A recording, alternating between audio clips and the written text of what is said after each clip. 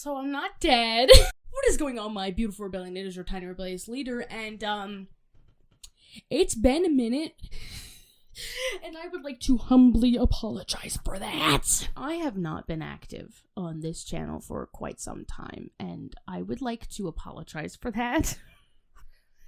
It's just the fact that, like, I have a lot of video ideas, but then I just never get around to filming them, and then whenever I do film them, it's, I gotta edit, and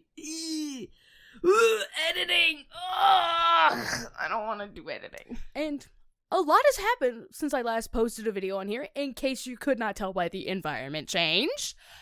But that is a topic for another video. Right now, we're going to be talking about something else. So in case you couldn't tell by the flags behind me and the kind of colorful mishmash gaudy look that I have, namely the purple lipstick that I am wearing, and hopefully you can see that it's actually purple that I bought for this particular reason. It's Pride Month again! Yay! It's a bit late into the month for me to be recording this, but hopefully I'll actually get it out before the month ends! Now, the last time that I made a Pride Month video, or a Pride Month related video, that was 2 years ago, and I was in a tiny little concrete room in a college living apartment building, and I announced that I was asexual. And in case you cannot count, there is now an extra flag. Hi! Update to everything! I'm now also aromantic.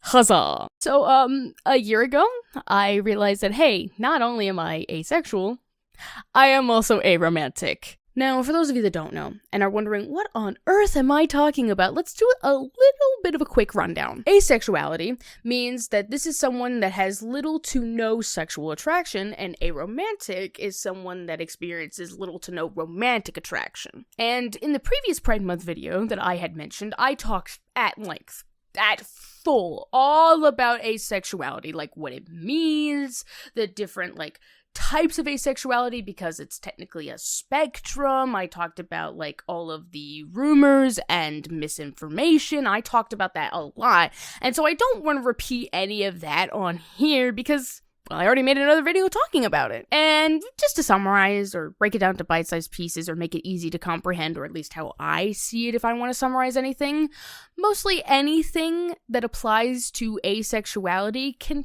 technically also be applied to aromanticism, except obviously in a romantic rather than sexual sense. So just like asexuality is a spectrum, aromanticism is also a spectrum, which technically places me on 3 spectrums, all starting with the letter A. I am technically considered a AAA battery. And I could make a very long video talking about my self-discovery of realizing both of these identities, but honestly, there's nothing much to talk about. Like, I didn't think that, I might be a lesbian because I didn't like the opposite gender, and then thinking later on that I was bi or pan because 0 + 0 = 0, and then after fooling around and experimenting and all that stuff, being like, wait, I'm actually aroace, or any of that stuff.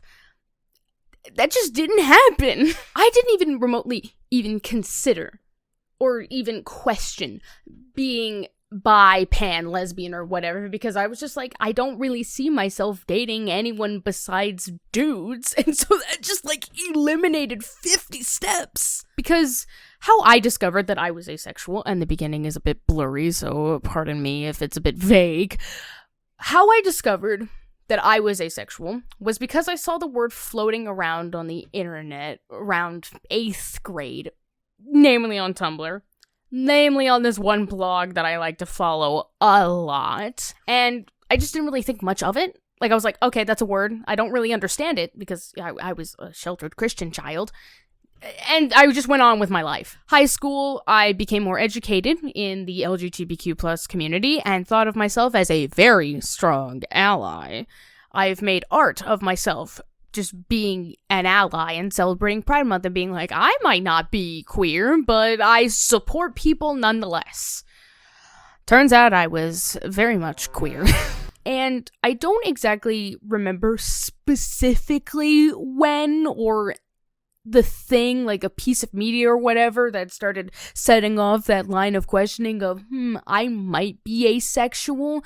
But all I remember is, like, it was around near the end of my senior year of high school, or after I graduated high school, when I started questioning, like, am I asexual? And then I went to the internet and Google said, yeah. This is when it actually starts getting clear. The reason why I placed that time of questioning in the summer of 2021 was because I told my mother, hey, I might be asexual, in a Delta Sky Club as we were on our way to Boston for the 4th of July. I will never forget that moment. And my mother, bless her heart, did not fully understand, which makes sense. I do not blame her for that. She just didn't fully understand. Neither did she fully care. But she, when trying to understand it and kind of relay it back to me, was like, oh, so it's kind of like marrying your best friend. And I was like, yeah. This was before I realized that I was also aromantic. And then a week after coming back from Boston, I was put into rehab for 3 months. For a completely different reason, but that's a story for another day. But being in rehab for 3 months for tech addiction, while it was miserable, gave me a lot of time to think about myself, considering that I did not have the distractions of technology. And I read a lot of books during that time, and one of them was Loveless by Alice Oseman. I talked about this a little bit in another video ages ago, and I even made a funny TikTok revolving around this part of my self-discovery. Roll the clip!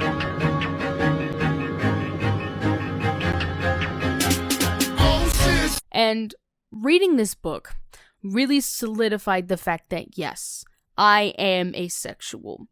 Now, where I am on the spectrum, I do not know. For a while, I thought that I was demi, but now that I'm doing a lot more thinking and it's been some time, I think that might not be the case. So I'm gonna say with the utmost uncertainty that I just do not know at this point.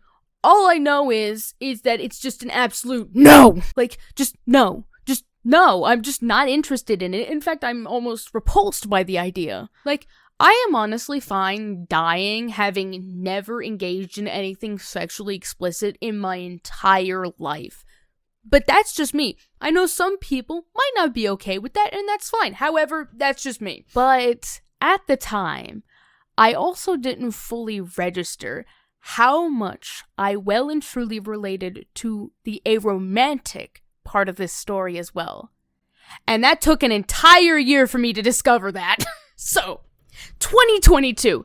It's been an entire year when Jaden Animations came out with her Being Not Straight video. And it was about her revealing the fact that she is aro-ace, and she kind of talked about her own personal experiences and kind of what I try to talk about as well. And in that video, she talks about how, especially growing up in a society that heavily pushes the idea of, like, oh, you are not truly fulfilled until you find a romantic partner, get married, have kids in Disney movies, like I was, like, it makes you try to find and have a relationship and a crush on someone, even if deep down you well and truly are just not interested. She talks about how when she was a kid, but especially in high school and in college, because that's when most people start dating, right? About how she would try to have a crush on someone, but it just seemed more like just a checklist, or just it never really seemed to do much. It was just like, I guess I have a crush on this person. Check that off the list, and I'm not gonna do anything about that. And it was also that, oh, I'm not actually interested in them romantically, I just want to be really good friends with them. She kind of talks about how she didn't understand or misinterpreted and all that kind of stuff about most romantic things. She even says in an older video of how she doesn't understand why people don't remain friends after one of them reveals that they like the other person romantically, but that person is like, I don't see you that way. And just a bunch of other stuff where I went, haha, that's so relatable. Wait a second. Now, as I said before, when I realized that I was asexual, there really wasn't much denial. I just immediately accepted it, because I was like, am I asexual? The research said yes, and I was like, yeah, checks out. But with me realizing that I could potentially be aromantic, call me a river in Egypt, because I was in denial. Like, I just didn't want to believe it. I well and truly was like, no, I don't want to be aromantic. I want to be in a romantic relationship, right? But based on someone else's personal experience and how it is so much similar to mine,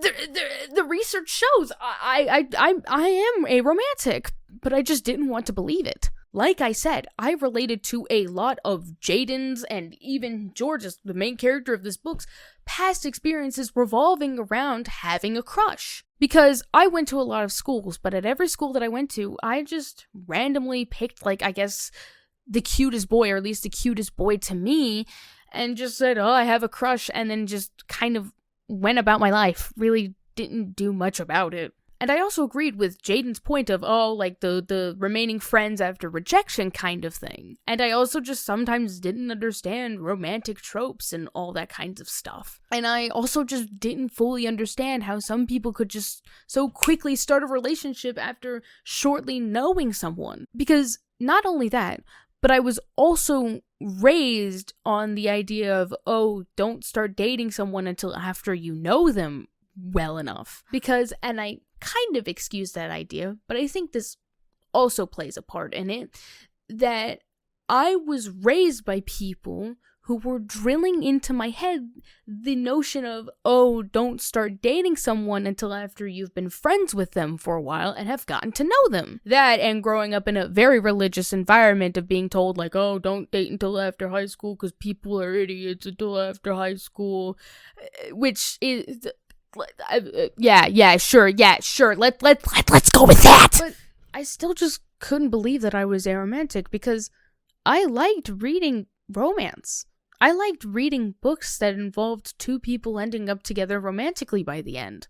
And I mean, I have all of these girly teenage books that I used to read, where the basic premise of all of them, if you just step back and look at it, was the main character was this girl in middle school or high school, and she was dealing with her own girly problems, and then there's the boy romantic love interest that she ends up with at the end. And there is at least one kiss scene! At least one! And I have had all of these in my closet because I was saving them for this specific video. But once this video is done, I'm going to donate them all. Except this one. I don't know why this is in the pile. This one's a special treasure to me. This is nostalgia right here. I used to read these kinds of books all the time. I read fanfics where the main plot is revolving around a ship that I like. I still watch Disney princess movies. I can't be aromantic because deep down I have this want, this desire that I've had ever since that I was a kid, that I wanted to be in a romantic relationship with someone.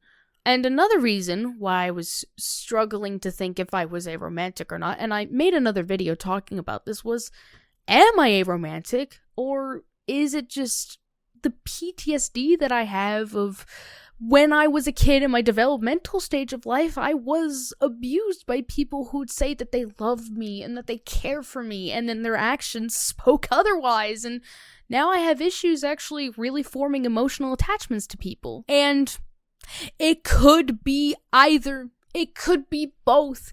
It can and or also be the autism and ADHD that I have.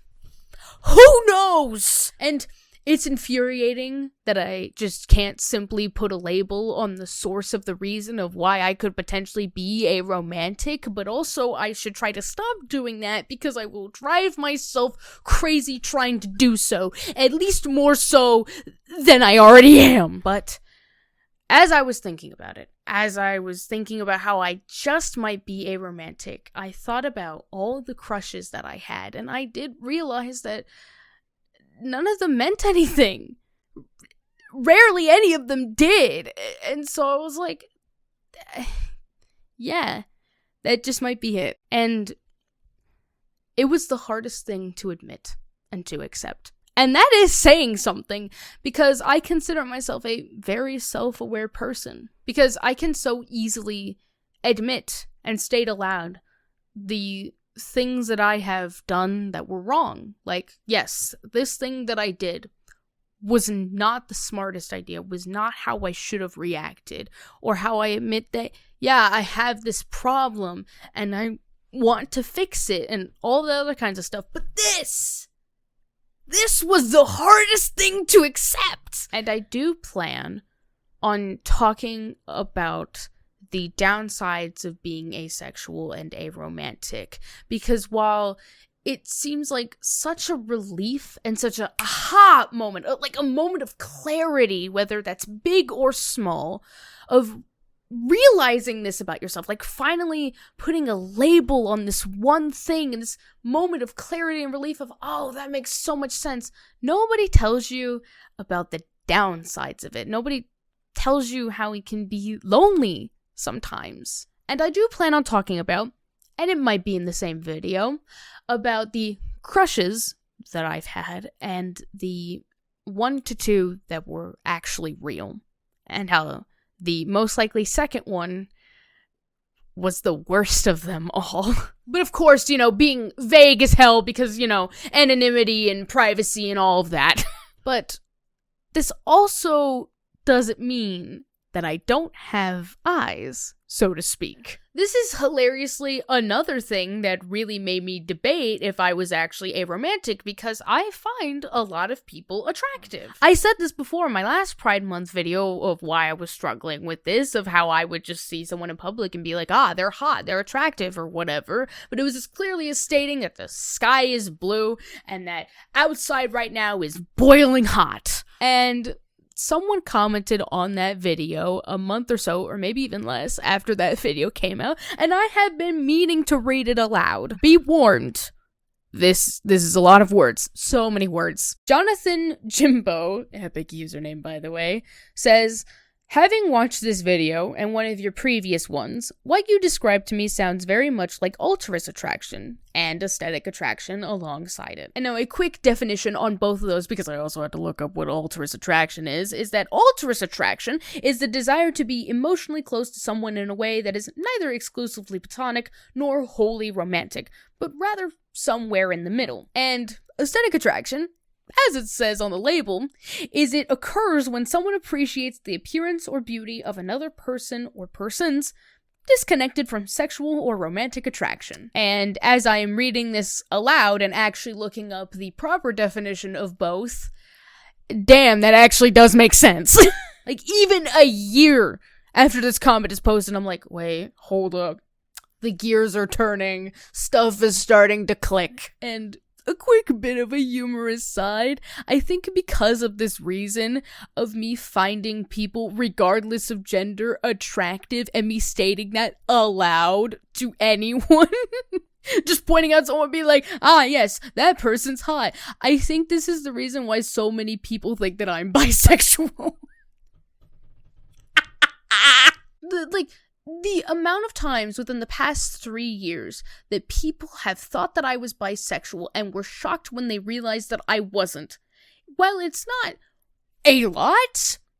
It's quite a few. I can count them on one hand, but it's still amusing that it happens kind of a lot, at least to me. Like, funnily enough, my roommate and I 2-ish weeks ago on a Sunday over dinner were having a conversation that went to that, and it started with us talking about our D&D campaign, and like, hell yeah, it has lesbians and gays and da-da-da-da-da, and I was like, it started, and then at some point, they're like, well, yeah, you like women romantically, right? Just not sexually, and I was like, no. Wait, you don't? No. Oh my god. And so, at some point, shortly thereafter, they explained aesthetic attraction to me, and how it doesn't have to be sexual or romantic, and I was like, oh my god, this is why probably so many people think I'm bi!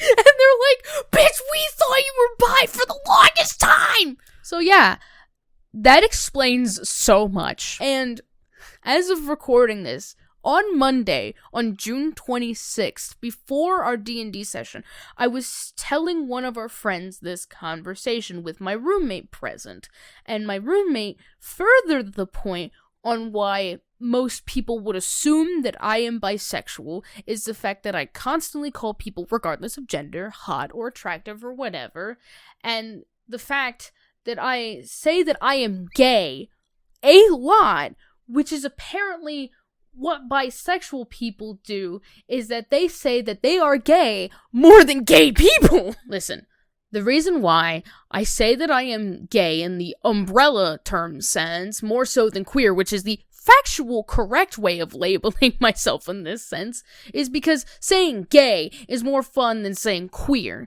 You know, like the Brandon Rogers "move, I'm gay" kind of thing. It's also not my fault that my favorite colors are blue and pink and that they work so well together. But back to the comment. The idea of crushes is very much the idea of altruist attraction. Everyone, of course, has their own definitions, but for me personally, I define romantic attraction to involve a level of obsessive, intrusive thoughts about someone, including when they're not physically present, and that such feelings are the driving force for romantic attractions, such as having a relationship. And I also relate to this a lot, especially after what has recently happened, which I will vaguely talk about in another video. But with the very few crushes that I've had, and still to this day sometimes I debate if they were real or forced, like normal, but especially with this last one, this kind of happened. But desiring a romantic relationship for its own sake, and then looking for someone to fit into that idea, is like the tail wagging the dog. I'm saying this because I've been there myself. Only discovered my assumed aromanticism a few months ago, and I'm 24. Bro, solidarity. I didn't realize that I was aromantic until I was like 19, and it still took a little bit. Let's get into the sappy. Let me say this real quick, and I'm gonna be sappy and predictable. Yes, everyone has their own personal journey, and will take your own time. It was a difficult pill to swallow at first, but once I had, breaking free of, this is gonna be a word hard to say aloud at least, amatonormativity. Nailed it. Is incredibly liberating. Yeah, like I said, it did take me a while to fully accept that I was aromantic. So, yeah. Going back to the idea of altruist attraction, society loves to put these ideas of platonic and romantic relationships as a binary, either as a 1 or a 0. Then you have the idea of friend zoning, which is giving someone a 0 when they were hoping for a 1. Yeah, I think that in real life, what is actually true instead of this binary that you mentioned, some actions that can actually be considered romantic or that are usually exclusively considered romantic can actually be platonic. Like, for example, for ages, I didn't want to hold hands with any of my friends because I was, thinking that it was only an exclusively romantic thing. And now, sometimes, rarely, because I'm still kind of touch-averse, but also touch-starved, which is absolutely miserable, I sometimes hold hands with my closest friends. But altruist attraction allows one to break free of that binary. It allows one to experience strong feelings for someone without them being romantic. Yeah, that's the whole thing that I mentioned as well earlier about how I debated, like, oh, is this a crush, or do I really just want to be bestest of friends with this person, like the ultimate best friend kind of thing. I think for me personally, revolving around this comment, is that even today I still cannot determine if what I'm feeling for a person is extreme platonic or romantic feelings.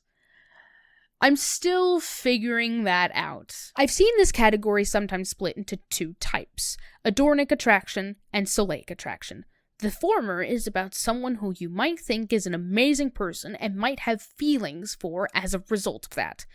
The second is someone who you feel notable feelings of comfort and safety around. Often the two go hand in hand. Dismissing such feelings as just a friend doesn't feel quite right, neither does shipping yourself with them romantically. Man, this guy is reading me like a book and predicting what is going to happen to me a year before it happens, and I don't like that. But again, I will discuss this in a later video! Aesthetic attraction is often linked with this. This goes beyond simply finding someone good looking. That's not attraction, that's just having eyes.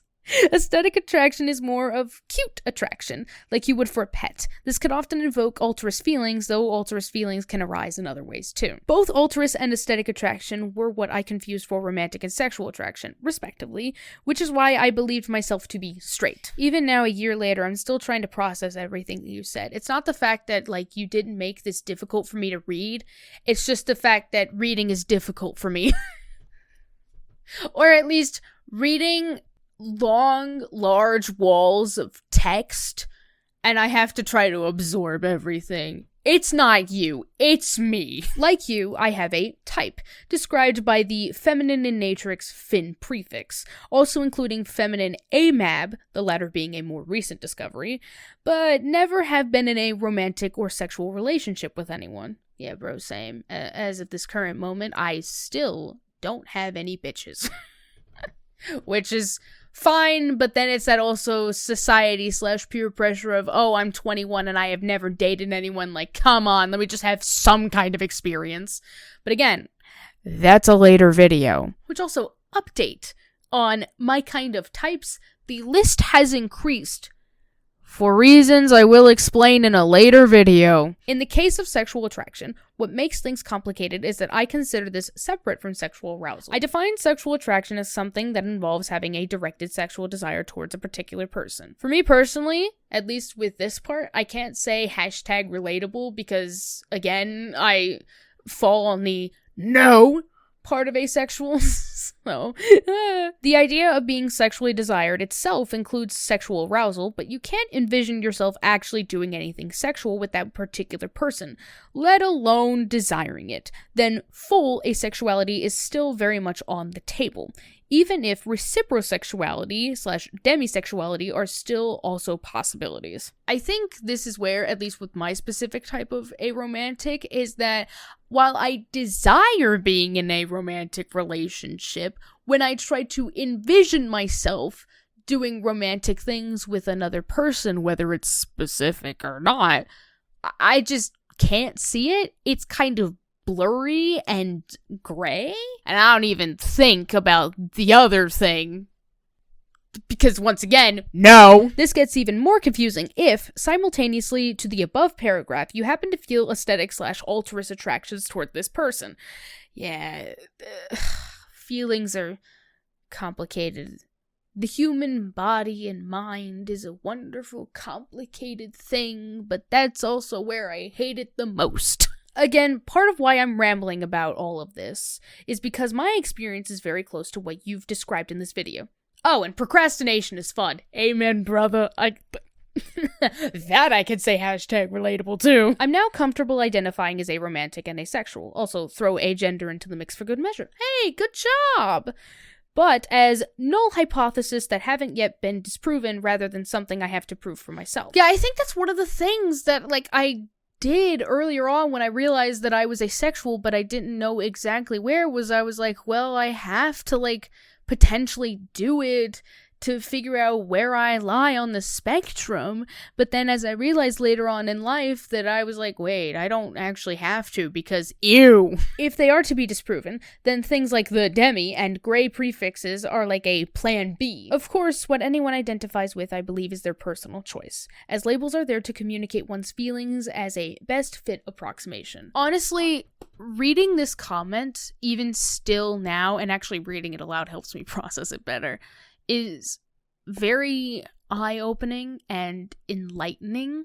It just really helps me understand just a bit more, despite, still having a few questions here and there and still being unsure. This really helps, and I hope that this can actually help you too. Like I said, in the future, I do plan on talking about the unspoken downsides of being aromantic and asexual, because nobody really tells you about it. Nobody necessarily prepares you for what it will be like when you finally realize that you are aro-ace, or either one. Once again, like with all of my videos, when I talk about stuff like this or anything else that is based on personal experience, this will help people realize something about themselves. Because I want to spread information and awareness about all of this and have people be knowledgeable, because as we have clearly seen just now, I'm still not knowledgeable about everything and I'm still discovering things about myself to this day. But I do hope that you enjoy the rest of your Pride Month, and hopefully, like I said, this video will come out by then. I need to stop procrastinating and actually edit the video. But with that, this is your tiny rebellious leader signing off. Bye-bye!